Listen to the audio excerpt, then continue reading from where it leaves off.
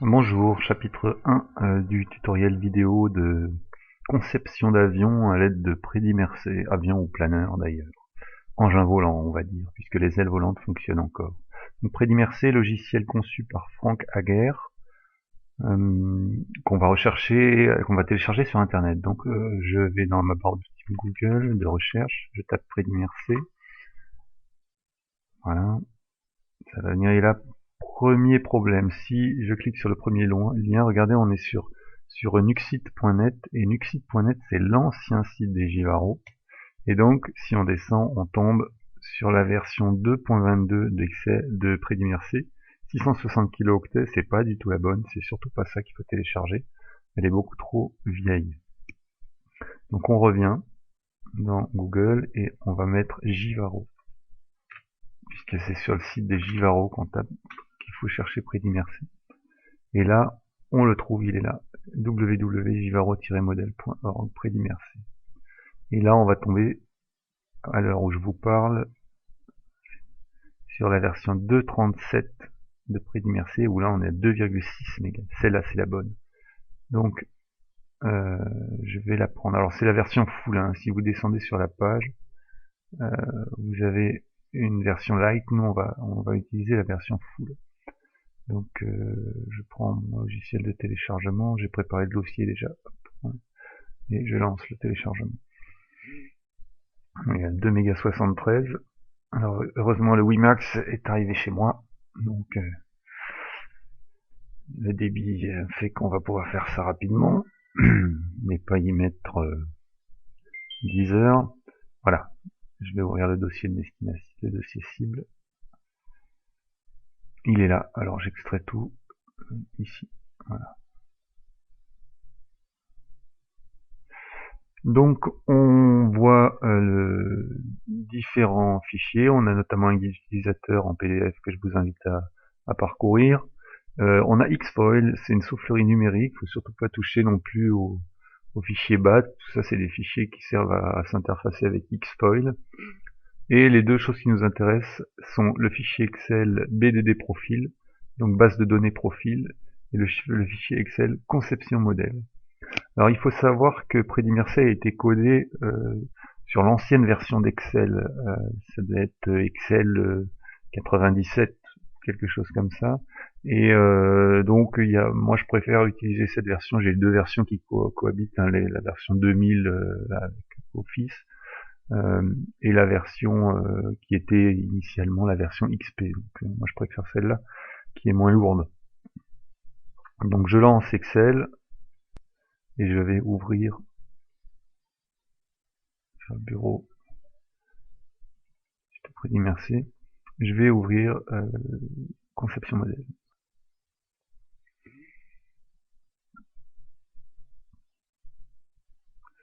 Alors on arrive sur l'écran principal de Predimercé, je vais vous diminuer un peu. Ici on a les caractéristiques de l'aile, en dessous les caractéristiques du stabilisateur, en dessous le fuselage et enfin les réglages.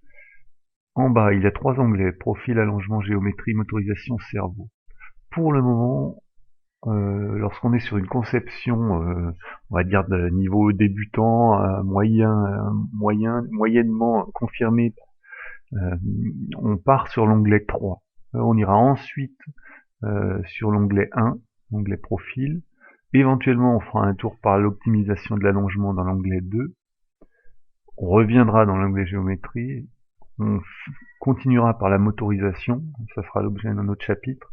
Et enfin, si on a un gros modèle qu'on n'est pas trop sûr de soi, on pourra dimensionner ses cerveaux dans l'onglet 5. Pour l'instant, on va se contenter de l'onglet géométrie qui déjà permet de faire énormément de choses et surtout permet de, par exemple, contrôler même un modèle existant déjà pour voir s'il a les bons calages, si le centrage est bon et si on pourrait pas l'améliorer. Alors, petite précision qui a son importance.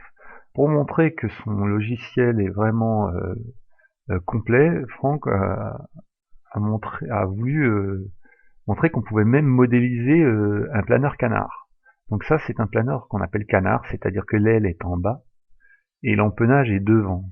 Alors, pour un modéliste confirmé, ça pose pas vraiment de problème, mais pour quelqu'un de pas habitué, s'il appuie sur Help, il fait apparaître le lexique de la géométrie du modèle et il comprend pas parce que, en fait, il voit dans cette image-là un planeur à l'envers, la tête en bas. Donc s'il va commencer à modifier des dimensions, et ben, il va, notamment au niveau du fuselage, il va voir le nez qui s'allonge pas, puisque s'il allonge le nez, c'est là que c'est en haut que ça va se passer, et ça va se raccourcir en bas. Donc ça va faire l'effet opposé de ce qu'il souhaite. Non, hein, les légendes sont les bonnes. Hein, on a bien le bord d'attaque de l'aile en bleu foncé, ici, et le bord d'attaque du stab en bleu clair, là. C'est inversé par rapport à cette figure. Donc il faut le savoir. Voilà. Quand on le sait, c'est bon. Et c'est pas pour rien s'il y a écrit direction de vol ici sur cette flèche. C'est pour justement compenser cette histoire de canard.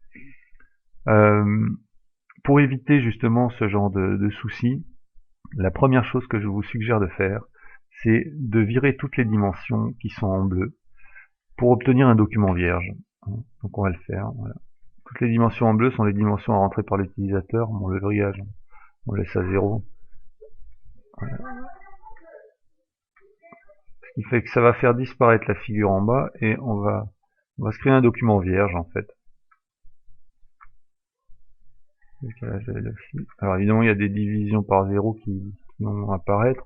Il y a des cellules qui veulent plus rien dire, mais quand on remettra des valeurs, ça ira bien. Et le CZ de réglage, alors là, lui, très important, là il est à 0,8, c'est pas du tout standard.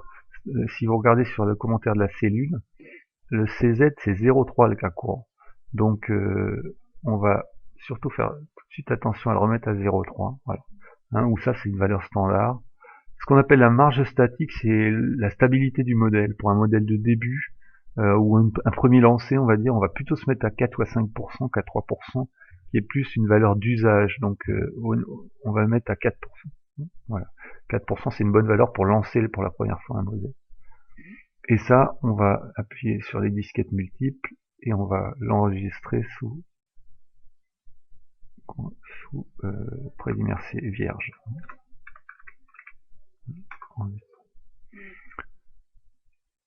Alors voilà. À partir de là, on va pouvoir rentrer nos dimensions. Pour certains modélistes, ça peut poser des problèmes. Donc, je vais vous faire une petite aide. Regardez, on va faire un truc sympa. Je fais une impression écran. Je vais ouvrir FanView. Je colle. Je prends la zone qui m'intéresse. C'est celle-là. Voilà. Je fais CTRL-Y. Hop.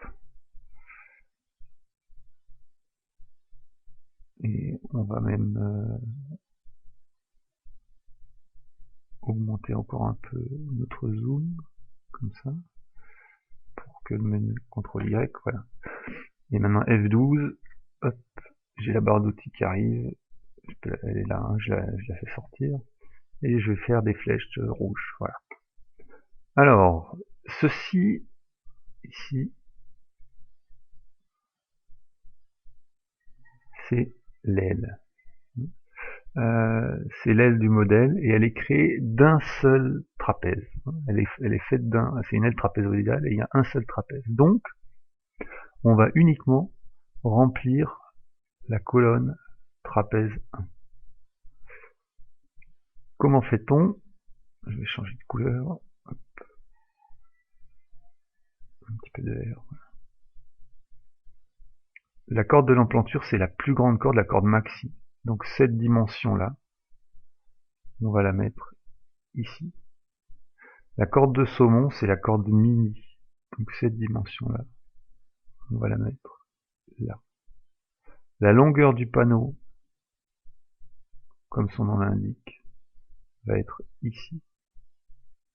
Et la flèche au bord d'attaque, là, va être là. Le vrillage, c'est si on met du vrillage en bout d'aile, j'y reviendrai.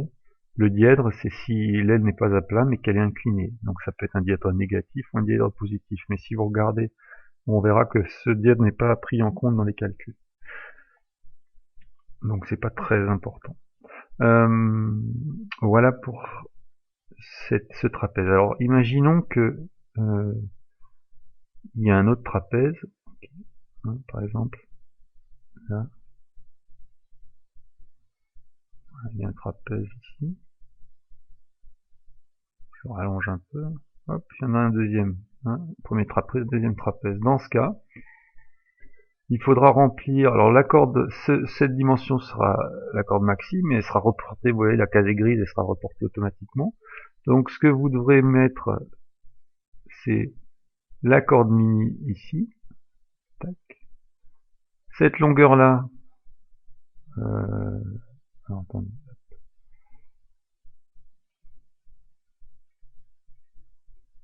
Cette longueur-là, hein, elle va...